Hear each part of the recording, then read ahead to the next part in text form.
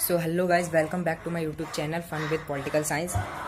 तो बच्चों, आज मैं आपको इसमें बताने जा रहा हूँ कि जो संविधान है हमारा, वो एक जीवंत दस्तावेज क्यों है। ये चैप्टर 2 है आपका, इसमें आप देख सकते हैं। ओके, तो मैं इसमें आपको बताऊंगा कि हमारा जो कॉन्स्टिट्यूशन है, why we called our constitution a living document. Okay, तो इसमें मैं आपको बताने जा रहा हूँ कि हमारे जो संविधान है उसे जीवंत दस्तावेज क्यों कहा जाता है, यानी why our constitution is called a living document. देखिए, लिविंग तो हम उसे बोलते हैं जो सांस लेता हो या जीता हो, या जिसे हम मूव करते हुए देखते हो, आपको ऐसा लगता होगा, ठीक है। लेकिन इसमें मैं आपको ये बताऊंगा कि हमारा जो एक बुक है, यानी जो हमारा संविधान है, वो तो एक बुक है, तो उसे हम जीवंत दस्तावेज क्यों कहते हैं, इसमें मैं आपको ये बताऊंगा। तो इसमें सबसे पहले हम शुरुआत करते हैं कि हमारा जो संविधान है उसका मतलब क्या था, ठीक है। सबसे पहले हम इसको डिस्कस कर लेंगे। संविधान जो है वो समाज की इच्छाओं और आकांक्षाओं का एक प्रतिबिंब होता है, यानी जिसे हम बोलते हैं ना सेंटर पॉइंट या मेन पॉइंट, जो हमें किसी चीज़ को एक पॉइंट आउट करता है, कोई बात को हो जाए उसको पॉइंट आउट करता है, तो वो होता है हमारा संविधान। यानी कि हमारा संविधान जो है वो हमें ये बताता है कि हमारा जो समाज है उसकी क्या इच्छाएं हैं, यानी क्या नीड है, क्या विशेष है, और क्या आकांक्षाएं हैं, यानी क्या नीड है या क्या वो हमसे एक्सपेक्ट करता है, ये हमें संविधान बताता है, ठीक है। और यह है एक लिखित दस्तावेज है, यानी जो हमारा संविधान है, यानी हमारा कॉन्स्टिट्यूशन है, वो एक रिटन डॉक्यूमेंट है। यानी ऐसा नहीं है कि कोई बोल दे कि हाँ ये नियम है तो यही बन जाएगा, नहीं। क्यों? क्योंकि हमारे पास संविधान किस रूप में है? रिटन, यानी लिखित रूप में मौजूद है। ओके, जिसे समाज के प्रतिनिधि तैयार करते हैं, यानी प्रतिनिधि यानी कि जिन्हें हमने चुन के भेजा है, जो हमारे लीडर्स हैं, जो हमारा नेतृत्व करते हैं, जो हमारे लिए काम करते हैं, वो हमारे लिए तैयार करते हैं इसे। संविधान का अंगीकरण, यानी जो हमारा संविधान है वो 26 नवंबर 1949 को बनकर पूरी तरीके से क्या हो गया था? तैयार हो गया था। यानी कि उसका फ्रेमवर्क जो भी था वो 26 नवंबर तक हमें पूरी तरह से पता चल गया था कि हमारा जो संविधान है वो कैसा है, क्या क्या उसमें अमेंडमेंट्स हैं, क्या क्या उसमें कहा गया है। तो जो हमारा संविधान जब शुरू हुआ था तब उस टाइम पे उसमें 395 क्या थे? आर्टिकल्स थे, यानी जिसे हम बोलते हैं अनुच्छेद थे। 22 पार्ट्स थे, यानी 22 भाग थे, और इसके साथ साथ 8 अनुसूचियां थीं, यानी कि शेड्यूल्स थे। और अब मैं इसमें एक मेन पॉइंट बता दूं कि जो हमारी अनुसूचियां यानी शेड्यूल्स हैं वो 8 से बढ़कर 12 हो गई हैं, और साथ ही साथ हमारे आर्टिकल्स और हमारे पार्ट्स भी बढ़ चुके हैं, क्योंकि हमने तब से लेकर जब से हमारा संविधान बना है, ये लागू हुआ है, तब से बहुत सारे क्या हुआ है? अमेंडमेंट हुए हैं, यानी संशोधन हो चुके हैं। संशोधन का मतलब आपको कंफ्यूज होने की जरूरत नहीं, संशोधन का मतलब होता है बदलाव, यानी कि चेंजेस जो हमने किए हैं अपनी सुविधा के अनुसार। ओके, तो अब मैं आपको इसमें बताने जा रहा हूँ कि हमारा जो संविधान है उसे एक जीवंत दस्तावेज क्यों कहते हैं। सबसे पहला पॉइंट है, अगर आप चाहते हो इन पॉइंट्स को नोट भी कर सकते हैं, ये आपके बहुत यूजफुल होंगे। ओके, सबसे पहला पॉइंट है कि ये एक परिवर्तनशील है, ठीक है। यानी अगर हम चाहें तो इसमें अपने हिसाब से क्या कर सकते हैं? परिवर्तन कर सकते हैं, चेंजेस कर सकते हैं। ओके, जैसी हमें ज़रूरत है उस हिसाब से। लेकिन ये भी नहीं है कि इसमें आसानी से चेंजेस कर दिए, नहीं। उस चेंजेस के लिए किस किस चीज़ की ज़रूरत होती है ये मैं आपको आगे बताऊंगा। ओके, इसके बाद है ये स्थायी है, स्थायी या गतिहीन नहीं है।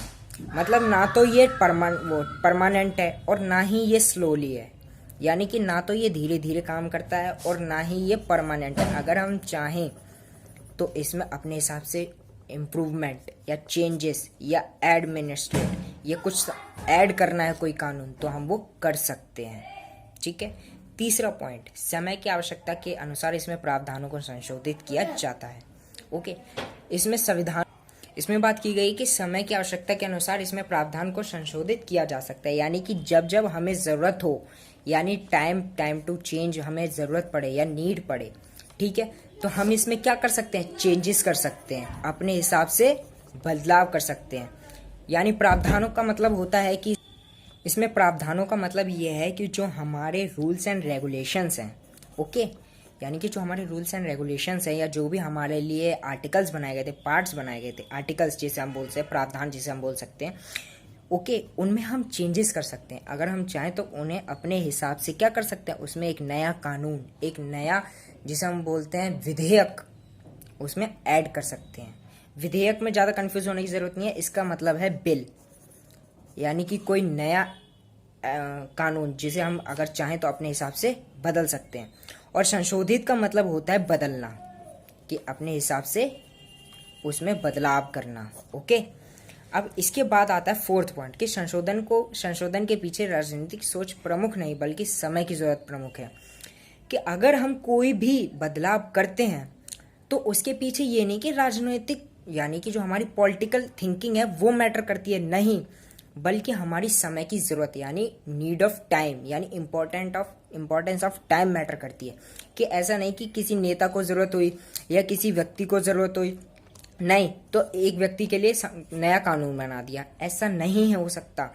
कोई भी एक व्यक्ति या कोई भी एक लीडर या कोई भी एक मिनिस्टर अपने हिसाब से कानून में या अपने हिसाब से संविधान में चेंजेस नहीं कर सकता। अगर वो ऐसा करने की कोशिश करता है तो वो संविधान के खिलाफ जाने की कोशिश करता है, जिसके लिए उसे कड़ी से कड़ी सजा भी मिल सकती है। ओके, अब इसके लिए क्या होता है कि नीड ऑफ टाइम मैटर करती है, यानी कि अगर हमें कोई बदलाव करना है तो किसी मिनिस्टर या किसी एक व्यक्ति की सोच नहीं बल्कि समय की ज़रूरत, कि हाँ हमें समाज के सभी वर्गों को, सभी व्यक्तियों को, सभी समुदायों को, यहाँ तक कि हर एक को उसकी ज़रूरत है, उस नए संशोधन की ज़रूरत है, तभी जाके उसमें क्या होगा, संशोधन होगा। अब जब इसमें ये जो हमारा संविधान है वो परिवर्तनशील है, ये ना तो स्थायी है और ना ही गतिहीन है। तीसरा पॉइंट समय की आवश्यकता के अनुसार इसके प्रावधानों को संशोधित किया जा सकता है यानी बदलाव किया जा सकता है। और साथ ही साथ यानी संशोधन के पीछे राजनीतिक सोच प्रमुख नहीं है बल्कि समय की ज़रूरत प्रमुख है। जब ये 4 पॉइंट हैं, ओके, इन्हें आप अपनी कॉपी में लिख सकते हैं। अब ये जो हमारे संविधान के बारे में ये बताते हैं, ये ठीक उसी तरह से हैं जैसे एक व्यक्ति का जीना है। अब जब व्यक्ति के लिए ये सब चीज़ें मैटर करती है तो हमारा संविधान है जो दूसरों को ये चीज़ें देता है, तो वो एक लिविंग डॉक्यूमेंट क्यों नहीं होगा। इसीलिए उसे एक लिविंग डॉक्यूमेंट यानी एक जीवंत दस्तावेज कहा गया है, जिसे हम अपने अनुसार बदल सकते हैं, उसे अपने अनुसार ढाल सकते हैं। ओके, जब हमें उसकी ज़रूरत हो उसमें बदलाव कर सकते हैं। और बदलाव किस में आता है, जो जीवित हो, जो दिन प्रतिदिन बदलता हो, या जिसमें हम अपने अनुसार चेंजेस कर सकते हैं। ओके, इसीलिए इसे एक जीवंत दस्तावेज